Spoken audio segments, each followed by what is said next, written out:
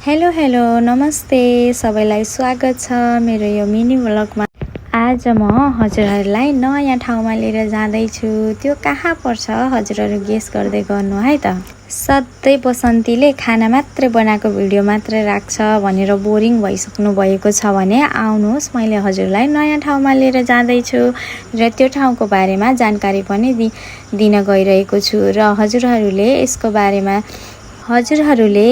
बारेमा बुझ्नु मन छ भने पुरा भिडियो हेर्न नबिर्सिनु होला है त। साथीहरू, यो ठाउँ चाहिँ कहाँ हो हजुरहरूले गेस गर्दै गर्नुहोला।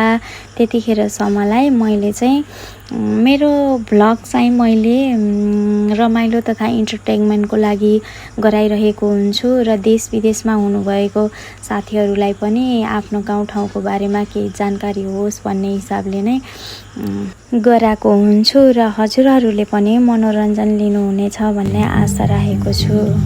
आज हामी घुम्नलाई वनवाटिकातिर निस्क्यौँ र त्यहाँ पुगिसकेपछि छोरीले गेम खेल्ने भनिन् अनि त्यसपछि हामीले गेम पनि खेलाइ।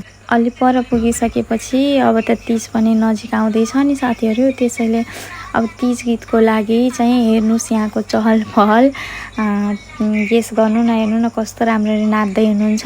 तीजको लागि चाहिँ उहाँहरूले तीज गीतको लागि सुटिङ गर्दै हुनुहुन्थ्यो रहेछ अनि हामीले पनि जाऊँ न त हेरौँ एकचोटि भनेर हेर्नलाई सँगै निस्क्यौँ। एकदमै चर्को घाम लागेको थियो, एकदमै पोले थियो अनि त्यही पनि हामीले एकदमै रमाइलो देखेर हेऱ्यौँ एकछिन अनि त्यसपछि हामी चाहिँ निस्क्यौँ। अनि निस्किसकेपछि र दिदीलाई हामीले एउटा क्वेसन सोध्यौँ वनवाटिकाको बारेमा बताइदिनु न भनेर र दिदीबाटै अरू कुरा सुनाउँ है त। नमस्कार, आज हामी चाहिँ कौसुतीदेखि आएको, हामी बुटोल दिदीकोमा आएको। आज हामी वनवाटिका घुम्न भन्दै आएको।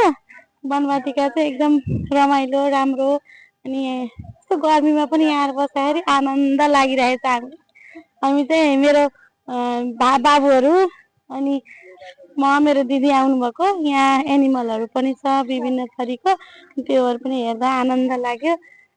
सबै कुरा समेटेको छ। हजुरहरू पनि एकचोटि आएर अनि यहाँ घुम्नु होला भन्न चाहन्छु। साथै यो युट्युब च्यानललाई पनि हजुरहरूले सब्सक्राइब लाइक सेयर गर्न नभुल्नु होला। धन्यवाद।